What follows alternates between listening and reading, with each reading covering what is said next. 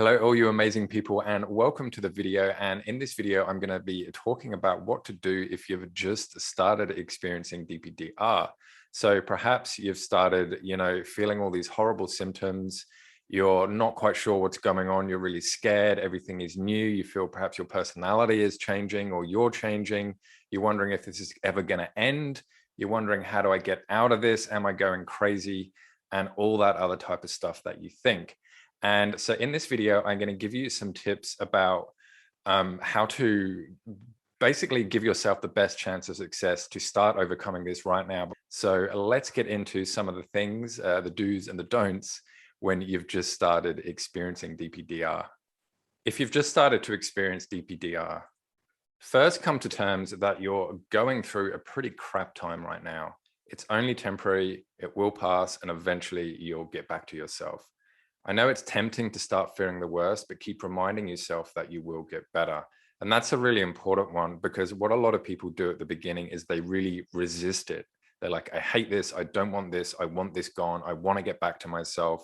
And all that really does is make you a little bit more anxious, because you're worried, well, how do I do that? What if I have it forever?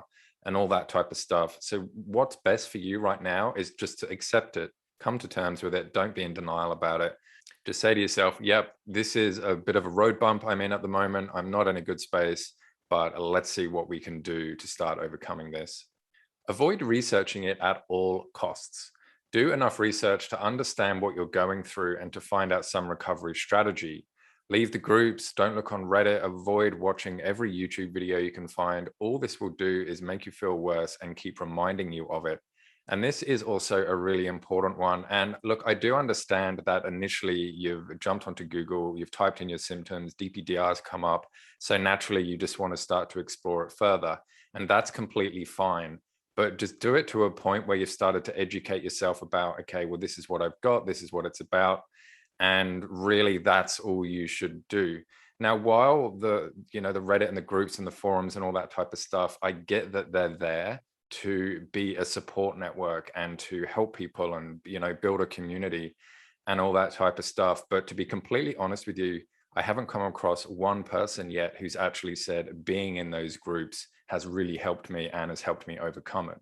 Sometimes they'll say it's great to feel that I'm not alone, but sort of the major sort of response I get is they say, yeah, Dan, it just keeps me thinking about it, or yeah, it just doesn't actually really make me feel any better.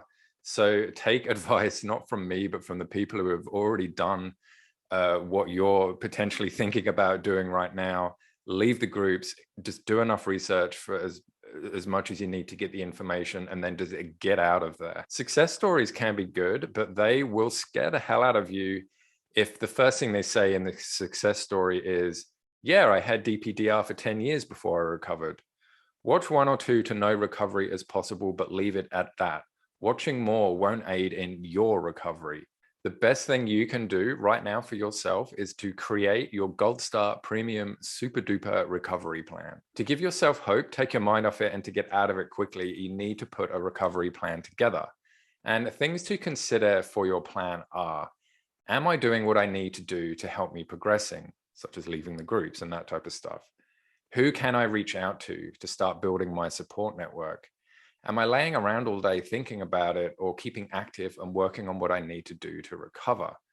Am I actually doing the tips and tricks and advice that I'm reading? Or am I just reading it and then trying to find some other magic cure and not actually giving any of them a chance? There's no magic cure for this. What therapists, psychologists, counselors, etc. are in my area or online that I can seek professional help from to support me through this?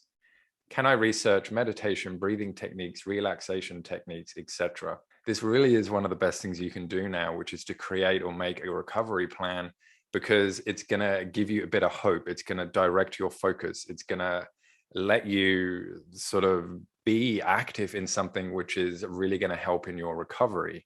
The best thing you can do in your recovery plan is to seek out professional help, because maybe you can't come through it alone. Maybe you're not sure what to do alone.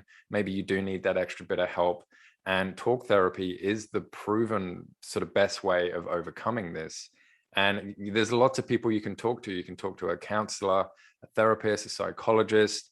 I do coaching to help people overcome it. just anybody who's had some sort of training in how to actively listen to people and ask the right questions and all that type of stuff. And that is really going to be your best bet to be able to overcome this. And some other things that you can consider is you can consider grounding techniques, which is basically bringing yourself a bit more centered, so you're a bit more calmer and peaceful. You can do meditation techniques, you can do breathing techniques, you can, anything that's going to calm you down. You can go for runs. Exercise is really good, making sure you're eating the right diet, making sure you're getting enough sleep. There's so much stuff that you can do, that you can put in your plan just to make you really get a bit of a head start in overcoming this. Another thing which is most important, start doing what you need to do. The quicker you start, the quicker you will get back to yourself. So ask yourself, is what I'm doing right now helping me or hurting me? If it's hurting you, then avoid doing it at all costs. Another thing as well is to avoid checking in with yourself to see how you feel. If you feel good, great, just go with it. The moment you start to analyze how you feel, your logical thinking brain will kick in, and you'll essentially start looking for the DPDR rather than seeing what's right in front of you, which is that you feel good. It might take a bit of work to get back to yourself. Expect to have good and bad days. What you're looking for is gradual overall improvement over time, and be gentle and kind to yourself. That's another biggie too, which is being gentle and kind to yourself, because it can be really upsetting. It can get really frustrating. You can get really angry. You can just be like, oh, I just want this gone. Why can't I get back? Really what you're doing there is you're just attacking yourself. You're putting yourself down, you're blaming yourself, you're self-sabotaging, you're doing all this stuff. And if you think about, if you did that to one of your friends, they're probably either gonna fight or flight, aren't they?